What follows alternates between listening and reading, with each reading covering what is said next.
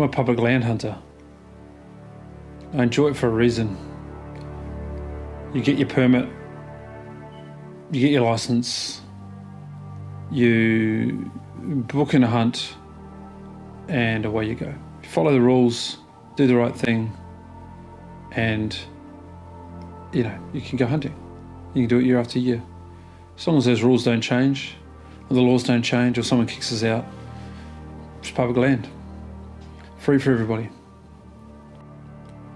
I've hunted quite a few private blocks in my time.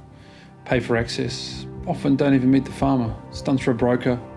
To pay for that access, you show up, you chase down some animals, usually deer. Deer's what we're chasing, and Philly freezer. It's a great experience. You can take new hunters. It's a controlled environment. There's no guarantee of animals, but usually it's pretty successful. You get to know which blocks or which areas are going to hold, and you can usually just show up and do it. And because we go back to the same spots, both public and private that we've booked, it's not too much planning around it. You got to get your gear sorted out, but you know where you're going. You just sort of rock up, go through the motions, do it again, enjoy it. This was a bit different. I'd never paid for a guide. I've never paid for guided access. I've used a guide before, more of a safety backstop when we went to New Zealand once. But this was something a bit different. I shouldn't have. I don't have any qualms with guided hunting. I have a preference to make sure that it's free range.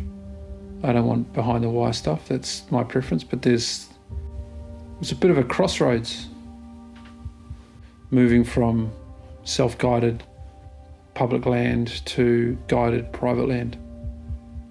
I mean, it had to fit the criteria for me. I didn't want to be going anywhere behind wire. I wanted fair chase. We had no idea what animals might show up. What animals we did know about, we found ourselves in pre-scout. I guess the idea behind using a guide is that they can shortcut the process a little bit, trim the hunt down.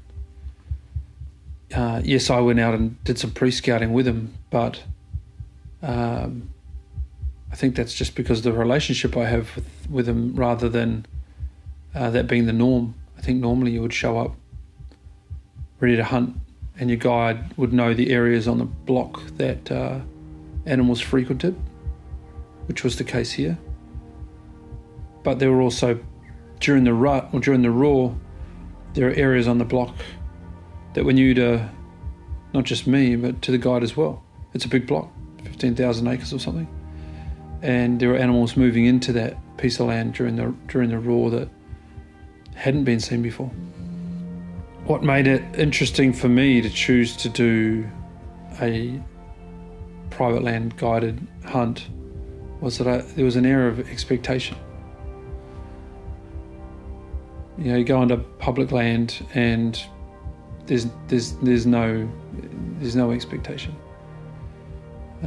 What deer were there last year might be gone this year. Fires push them out, forestry pushes them out, everything can push them out. You pay for access on a block, especially if it's guided, there's an expectation that there are animals in place. I was expectant. I wasn't expecting that I would be guaranteed to take an animal. I was expectant that there would be animals there, and there were. There were multiple times when we were up on the hills while we were there, and it was just a chorus of red deer singing in the mountains. There could have been half a dozen to a dozen roaring stags in the valleys in front of us. Unreal.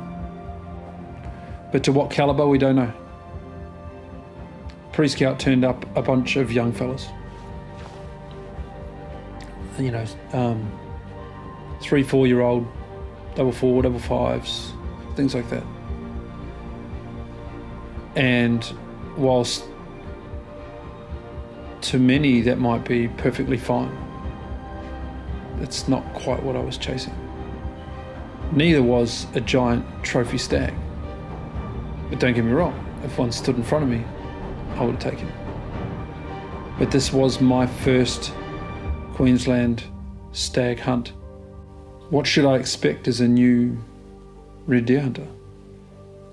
Double sixes, double sevens? No, not at all. Something smaller. But I was quite keen to get an old representative head. Would have been cool, but it didn't have to be massive. I'll go back for massive. Go from what I get this time to something better next time.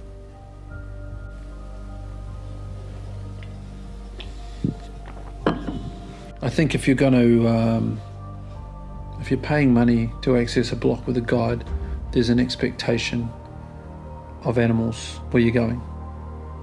They've done the groundwork, they've done the pre-scouts, they've figured out what animals are where. You've still got to hunt them, and hunt them we did.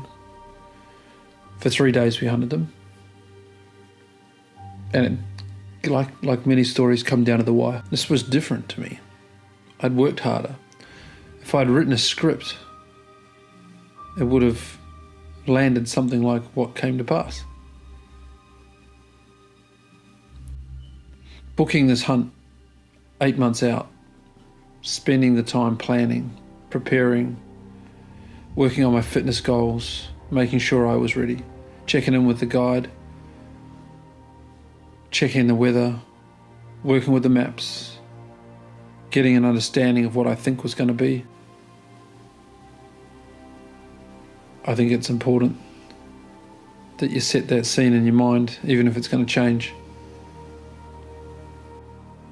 I had little doubt that this was going to come together. I just didn't know how it was going to work. And everything changed when we got there. It was pretty cool. Anyway, it's time to hunt. This was good fun.